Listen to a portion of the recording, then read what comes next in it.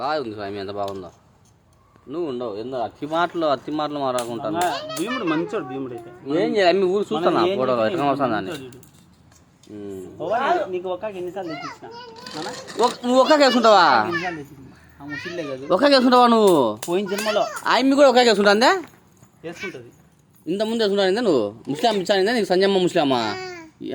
బోధ ముంతానింది పులి బయటే పులి మాదిరి కూడా అరుస్తుంది.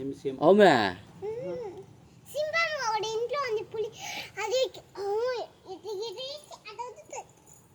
కాదు, నువ్వు సింహం మాదిరిగా నడుస్తావా?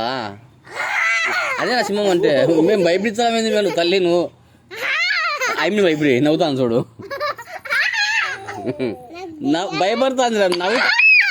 ఫోన్ పడగొట్టినమ్మే కల్లీలు కానీ కల్లీలు కానీ ఫోన్ పడగొట్టినమ్మే. ఫోన్ చేయి, సారీ చెప్పు కల్లీలు కానీ ఫోన్ చేసి. రానా అది కలీల్, సారీ కలీల్, మర్యాద వచ్చి బోగులు తమ్ముదా వచ్చాను చెప్పాలా.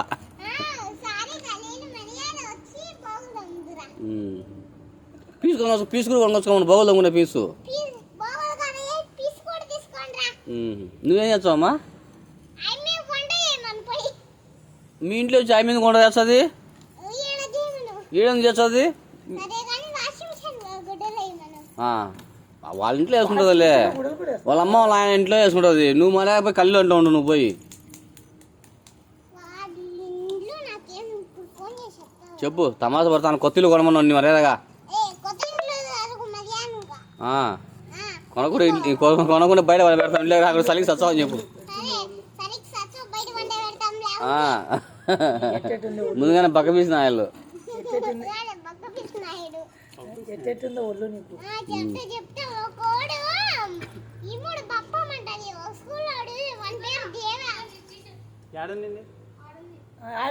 ఆడేసిపోరా.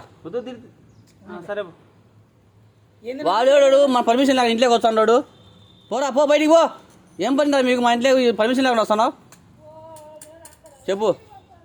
ఎందుకు ఇంత మాటలు ఆడదానికి నీకు అడిగిన పనిలే.